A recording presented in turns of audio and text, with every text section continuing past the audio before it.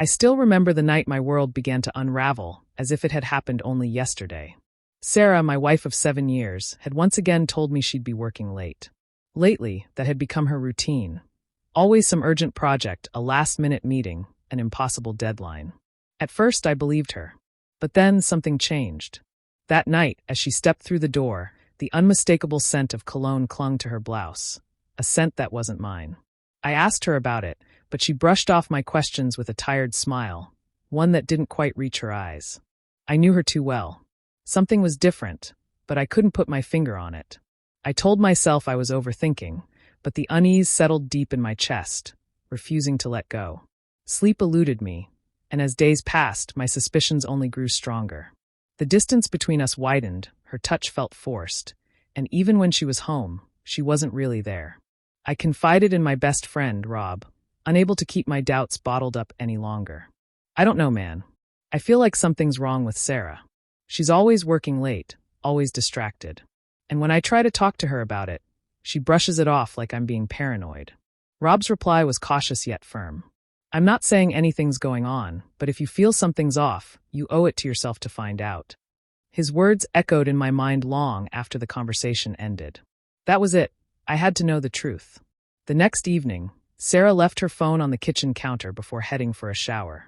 My heart pounded as I stared at it, my fingers twitching with hesitation. I knew I was crossing a line, invading her privacy, but the weight of uncertainty was crushing me. With trembling hands, I picked up the phone. As I scrolled, a notification popped up.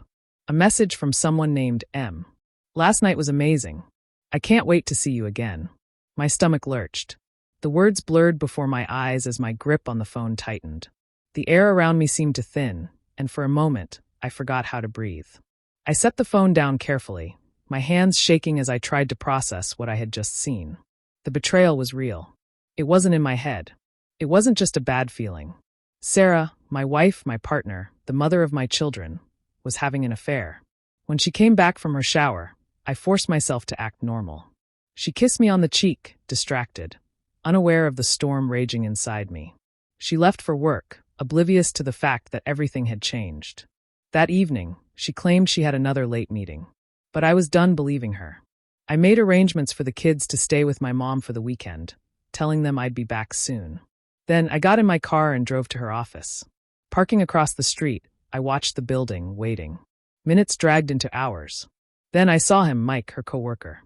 He entered the building without hesitation. My pulse pounded in my ears as I gripped the steering wheel, my knuckles white. I waited until the office lights dimmed before slipping inside, my heart hammering with every step down the hallway. As I neared the conference room, I peered through the glass door. There they were. Sarah sat close to Mike, their heads bent over a stack of papers. They laughed softly, a sound so familiar, so intimate, that it made my stomach churn. And then, without warning, they leaned in. I watched as their lips met. The floor beneath me seemed to vanish. My entire body went numb as I stood there, frozen in place, watching the woman I loved betray me. And then, before I could even think, my voice tore through the silence. Sarah! They jolted apart, their faces pale as they turned toward me. Mark, she stammered, eyes wide with shock. What the hell is this? My voice cracked, raw with hurt. How could you do this to me? To our family? It's not what you think. Not what I think. A bitter laugh escaped me. You've been sneaking around, lying to me for months. And you expect me to believe this is nothing. Mike raised his hands in surrender, taking a step back. Mark, this isn't the time or place. Shut up, I snapped, my fury burning white hot. This is between me and my wife. Tears welled in Sarah's eyes. Please, let's talk about this. Talk, I repeated, my voice thick with disbelief. You think we can fix this with a conversation? You betrayed me, Sarah. You betrayed us. I didn't mean for it to happen, she sobbed. I was lonely, and Mike. Lonely, I seethed. You have 2 children at home. A husband who loves you. And this is your excuse. She broke down, pleading with me, but I couldn't listen. I couldn't breathe. I turned and stormed out, my world shattering with every step. Driving home, my vision blurred with tears. My hands trembled on the wheel, gripping it so tightly my knuckles ached. The road stretched endlessly ahead, but I barely saw it. My life, my marriage, my family, all of it had been a lie. When I reached home, the silence swallowed me whole. At least the kids were safe at my mom's. I stood in the living room, staring at the walls that once held so much love, now nothing but a hollow reminder of what I had lost. I moved to the bedroom, each step heavier than the last. I grabbed a suitcase and began packing. Every item I placed inside felt like another piece of my shattered heart. Then my eyes landed on our framed marriage certificate. A bitter laugh bubbled up as I reached for it. Without thinking, I ripped it from the wall, then tore it in half. The sound of the paper splitting was deafening, final. I booked a motel in the next city and left without looking back. Later that night, Sarah came home, calling out for me. The emptiness greeted her instead. She searched the house, panic creeping into her voice.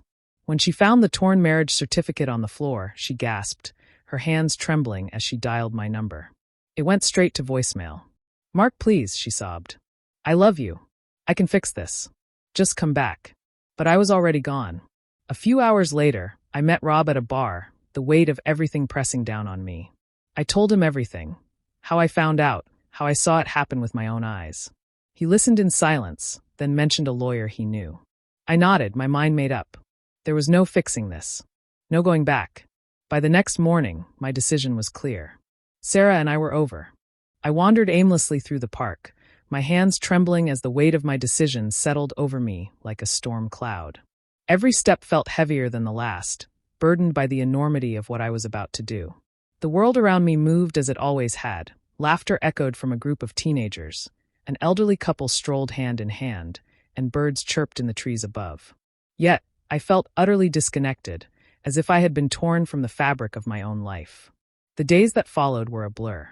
The motel room was small and impersonal, its walls closing in on me with each passing hour. I sat for what felt like an eternity, staring blankly at the ceiling, my mind replaying the past like a cruel film I couldn't turn off. My marriage, my children, my future, it all lay in ruins. The love I once had for Sarah had burned down to nothing but ashes, and I knew there was no way to rebuild from that. Finally, after what felt like a lifetime of wrestling with my emotions, I gathered the courage to call her. As soon as she answered, I could hear the desperation in her voice. "Mark, please just talk to me. I'll do anything to make this right. I love you." I sighed deeply, closing my eyes. "Love isn't enough, Sarah," I said, my voice heavy with sorrow. "You destroyed my trust. I can't just forget that. I'll go to counseling. I'll change. Please don't leave me," she pleaded, her voice breaking. I swallowed hard, forcing myself to remain strong. "I have to think about our kids," I replied. "I don't want them caught in the middle of this." "Mark, please," she whispered, her anguish cutting through the silence. But I knew what had to be done. I had to be strong for them, for myself. After ending the call, I took a deep breath and dialed my mother's number. She answered almost immediately, her voice warm, familiar, a small anchor in the chaos of my life. "Mark, honey, is everything all right?" she asked, concern lacing her words. I hesitated, my throat tightening. "Mom, I need to talk to you about something. It's about Sarah and me." As soon as I started speaking, the words poured out. I told her everything. The late nights, the lies, the moment I had walked in on Sarah with another man. There was a long silence on the other end, followed by a soft sigh. "Oh, Mark," she murmured, her voice full of sympathy. "I had no idea you were going through this. I'm so sorry. What are you going to do?" I ran a hand through my hair, feeling the weight of uncertainty pressing down on me. "I don't know," I admitted. "I just know I can't go back there right now. I'm staying at a motel until I figure things out." She paused, absorbing the weight of my words. Then, with gentle understanding, she asked, "What about Emma and Jake?" My heart clenched at the mention of my children. "That's why I'm calling," I said, my voice strained. "I think it's best if they stay with you for a while, just until things settle. I don't want them caught in the middle of this mess." Her response was immediate, filled with the unwavering love only a mother could give. "Of course, honey. They can stay as long as you need. I'll take them to the park, keep things as normal as possible for them. You just focus on what you need to do." Relief washed over me, a small crack of light in the darkness. "Thank you, Mom," I whispered. "I don't know what I'd do without you." "You don't have to do this alone, Mark," she said softly. "Take your time. And remember, no matter what happens, you have a family that loves you." I nodded, even though she couldn't see me. Her words, her support, it meant everything. Knowing that Emma and Jake would be safe, surrounded by love, gave me a sliver of peace. The road ahead still felt impossibly long, but at least I wouldn't be walking it alone. A few days later, I returned to the house. Sarah was waiting for me, her face pale, exhaustion evident in the dark circles under her eyes. She looked as though she hadn't slept, and her red-rimmed eyes told me she had spent far too many nights crying. But as I stood there, looking at her, I felt nothing. She watched me pack, her lips trembling. "Mark, please," she whispered, her voice raw with emotion. "We can fix this. I'll do anything." I shook my head, my voice hollow. "Sarah, do you really think I can ever trust you again after everything you've done?" Tears spilled down her cheeks as she reached for me, but I stepped back. "I was lost, Mark. I got caught up in something I didn't mean to. But I know now what a mistake I made. Please, we have to try. For Emma and Jake." I zipped my suitcase, the sound loud in the silence between us. "I am doing this for them," I said quietly. "They deserve parents who respect each other, who love each other. I can't give them that anymore." That day, I called my lawyer and filed for divorce. But the hardest part wasn't signing the papers. It wasn't leaving the house that had once been my home. It was sitting down with my children, looking into their innocent eyes, and trying to explain why Daddy wouldn't be coming home. They were too young to understand the depths of betrayal, too young to grasp the pain that had shattered our family. But I made them a promise. I would always be there. No matter what, I would fight for every moment with them. I wouldn't let my broken marriage take away their chance at happiness. In the months that followed, I rebuilt my life, piece by piece. The nights were long and lonely, and the scars of betrayal didn't fade easily. But slowly, I found a new normal, one that no longer depended on lies and broken promises. Looking back now, I realize that in those moments, I lost something precious. But I also gained something just as valuable. I learned what I truly needed in life: honesty, loyalty, and a love that could withstand the trials of time.